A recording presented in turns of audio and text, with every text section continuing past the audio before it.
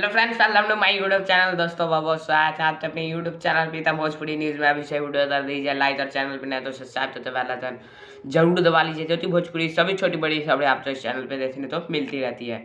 तो दोस्तों बता देते साई लाली यादव का एक नया गाना स्पीड रिकॉर्ड भोजपुरी पर रिलीज हो गया है, जिसका नाम है देवरा दाल मिसी मिसी। और इस गाने तो स्पीड रिकॉर्ड भोजपुरी पर रिलीज किया गया है सुबह में 7 बजे, और ढेर सारा प्यार भी मिल रहा है आप लोगों का। तो अभी आपने सुन लिया है तो बताइए कैसा लगा, नहीं सुना है तो जाते सुनिए स्पीड रिकॉर्ड भोजपुरी पर।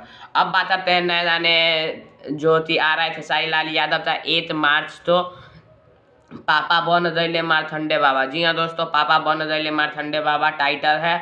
और खेसारी लाल यादव का सोलो सॉन्ग है प्यारे लाल तभी, श्याम देहाती और आजाद सिंह तिदड़म जोड़ी ने लिखा है, और इसमें म्यूजिक दिया है रोशन सिंह जी ने। और काफ़ी शानदार का गाना होने वाला है। तो आप लोग पोस्टर कैसा लगा पापा बन रहे मारथंडे बाबा था तो कमेंट में ज़रूर बताइए, वीडियो लाइक कर दीजिएगा। बहुत मेहनत करता हूँ आप लोगों के लिए। जय हिंद, जय भारत।